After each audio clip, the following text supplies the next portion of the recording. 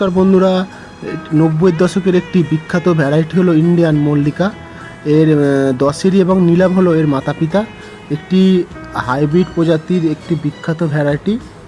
এর harvesting time হচ্ছে June থেকে জুলাইয়ের মধ্যে। এটি দুর্দান্ত কালার, ফ্লেভার দুর্দান্ত, অসাধারণ খেতে। কাটাই ছাটাই এবং প্রুনিং করে আপনি টবেও রাখতে পারেন এবং মাটিতে দুর্দান্ত হবে। এর কালার হচ্ছে ডার্ক ইয়েলো টাইপের কালার, একটা আলাদা ফ্লেভার আছে আলাদা, এবং মিষ্টতা যথেষ্ট মিষ্টি, এবং মিষ্টি টিএসএস আশা করি 22-23 তো হবে মিনিমাম। ছাদ বাগান অথবা মাটিতে সাজেস্ট করবো লাগাতে পারেন, তবে মাটিতে বেস্ট হবে। অসাধারণ ফ্লেভার, দুর্দান্ত খেতে। ইন্ডিয়ার বেশিরভাগ আমি ফ্লেভারের জন্য বিখ্যাত, তো অবশ্যই আপনি সাজেস্ট করবো যে একটি মল্লিকা ভ্যারাইটি লাগাতে পারেন।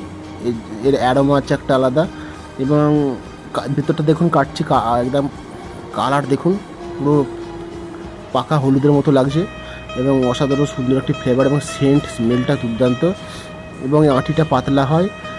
ফুড ফ্লাই আক্রমণ অতটা হয় না, তবে খেতে দুর্দান্ত, অনেকটা আম্রপালির মতো, তবে আম্রপালির থেকে একটু বেটার ভ্যারাইটি এটি। এর অ্যাভারেজ সাইজ হচ্ছে 300 গ্রাম।